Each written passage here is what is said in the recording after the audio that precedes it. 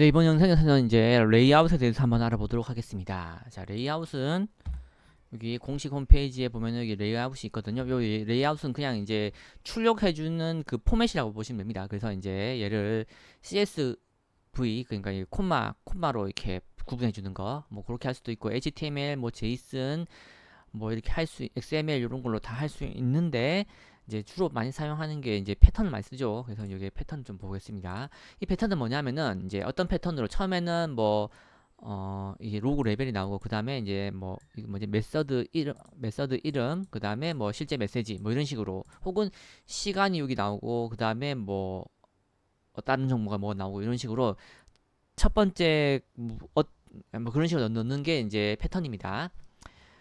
그래서 이제 몇 가지 옵션이 있는데 먼저 이 C라고 해서 C 혹은 로고라고 하는 게 있거든요. 이거를 가지고 이제 할 수가 있습니다.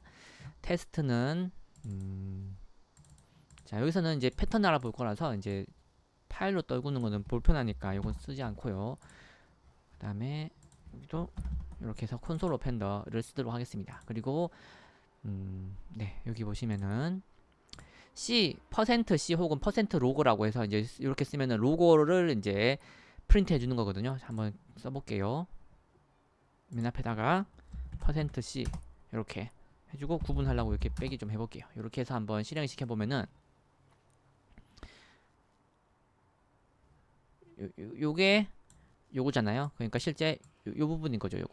요게 %C에 해당하는 거예요. 그래서 이게 뭐냐면은 로고 지금 얘가 지금 여기 로고가 뭐냐면은 me.developer.y.log4j2 밑에 있는 요 클래스 log4j2 어플리케이션이잖아요.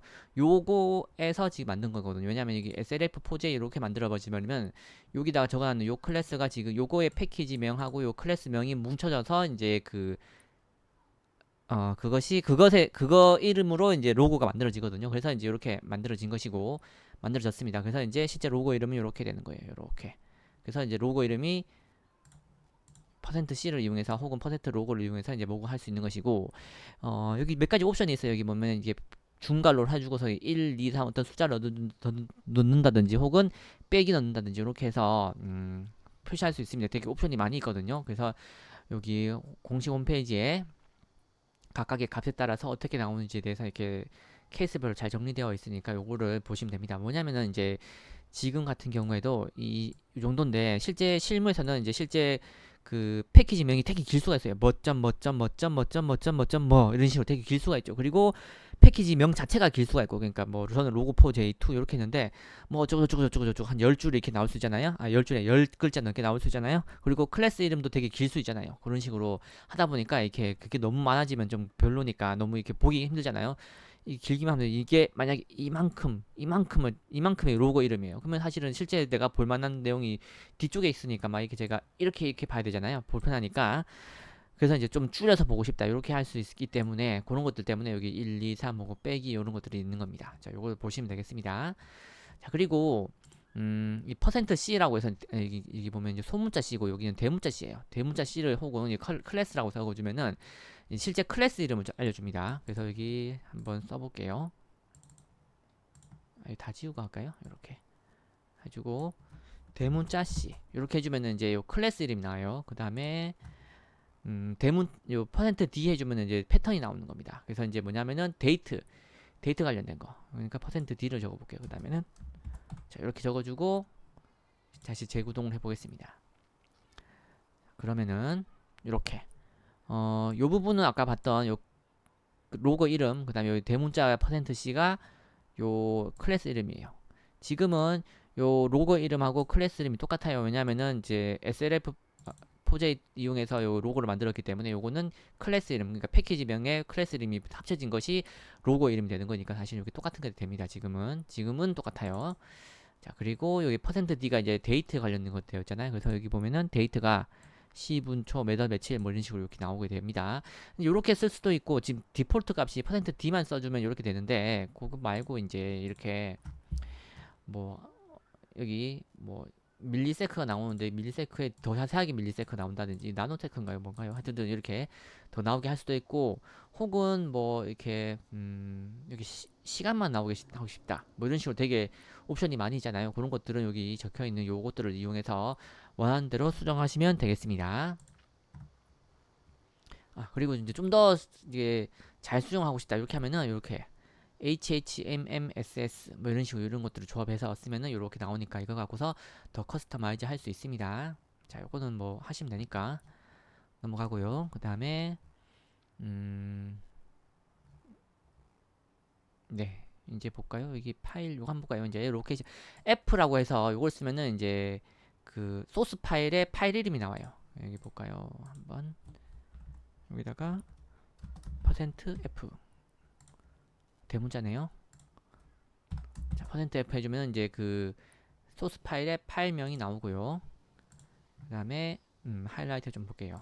자, 여기 대문자 F를 해서 어떻게 나오는지를 확인하면은 이렇게 나오죠. 여기 추가된 거예요.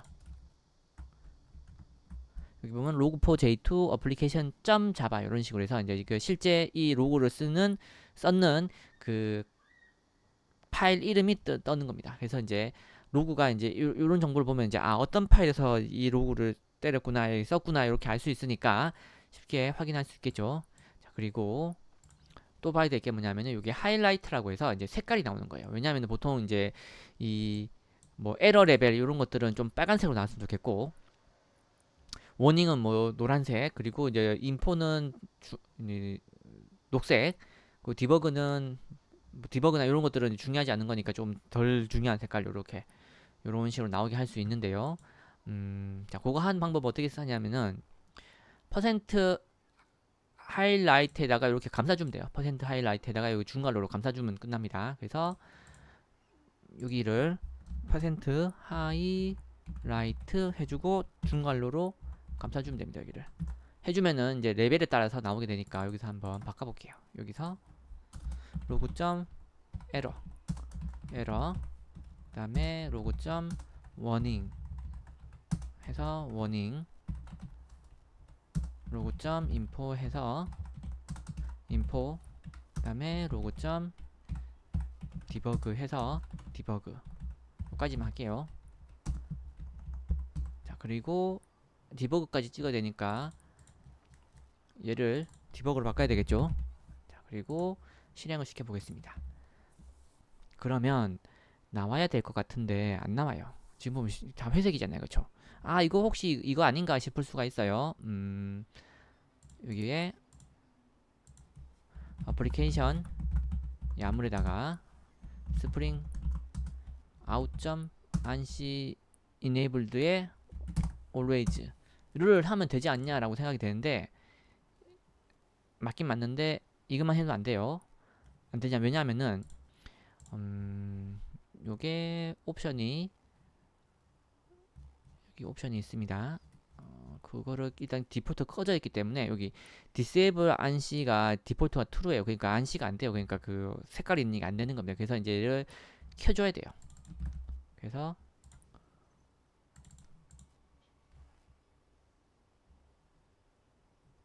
여기다가 이렇게 해서 false 이렇게 해주면은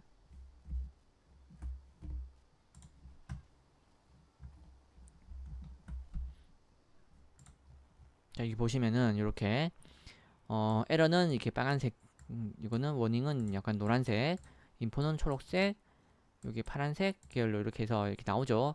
해서 색깔별로 나오는 걸 알 수가 있습니다. 그리고 이거를 만약에 제가 안 줬다 해버리면은 안 되겠죠.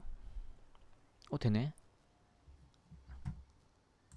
안 될 거라 생각했는데 되네요. 아 이거는 이제 이쪽에서 무조건 찍게 해놨기 때문에 되는 것 같습니다. 저도 몰랐는데 아 괜히 어쨌든 저도 몰랐습니다. 지금 처음 해봤는데 요거는 네, 이렇게 색깔을 넣을 수가 있고요. 그러니까 인포 로고 레벨에 따라서 색깔을 이렇게 바꿀 수가 있습니다. 자 그리고 여기 밑에 있네요.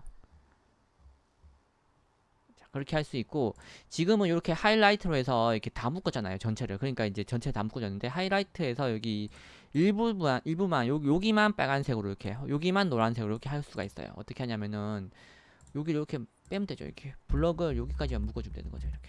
이렇게 해주면은 이제 하이라이트가 여기까지 먹히는 거고, 여기는 이제 상관없이 그냥 항상 똑같은 색깔이 나오는 거예요. 다시 해보면은 이렇게 보시면 이렇게 이쪽은 색깔이 먹히는데 이게 낫겠네요.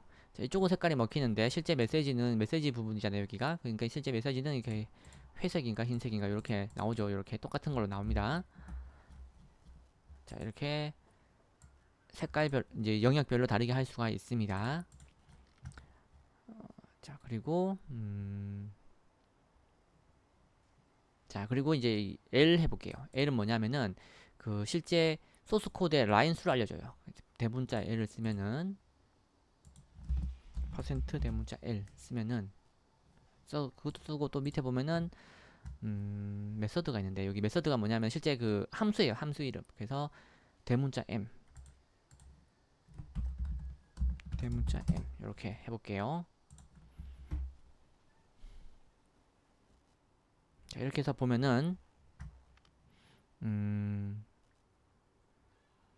요 클래스에 있는 요 run이라고 하는 메서드에 있는 28번, 29번, 30번, 31번 라인이다. 이렇게 돼 있죠.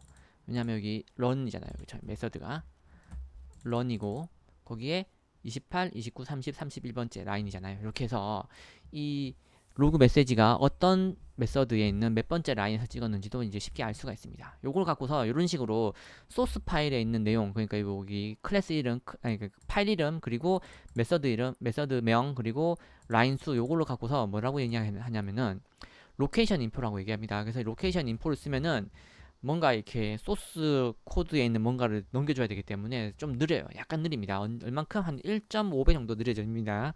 약간 상황에 따라 다른데 어쨌든 테스트 해보면 그렇습니다. 그래서 이제 1.5배 정도 느려지는데, 여러분들이 이제 있으면 되게 편하거든요. 요 정도가 있으면은. 그렇기 때문에 로고가 크게 영향을 미치지 않는 시스템 전체적인 영향에 그러니까 이 로케이션 인포가 넣어주면은 로고 자체의 성능이 1.5배 늘어지더라도 전체 시스템이 1.5배 늘어지는 게 아니잖아요. 왜냐면은 로고가 전체 시스템에서 차지하는 그 성능 저하치가 한 5%밖에 안 된다 치면은 거기서 다시 또 1.5배 그 1.5배 늘어지는 것이기 때문에 실제 시스템 전체 시스템을 따졌을 때는 이제 약간밖에 안 늘어지는 거예요. 그래서 그냥 쓸만해요.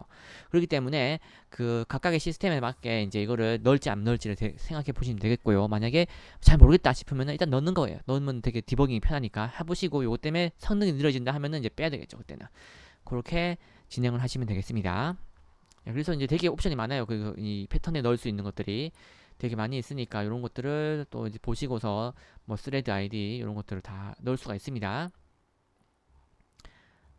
네, 여기까지 레이아웃에 대해서는 여기까지 알아보도록 하겠습니다. 감사합니다.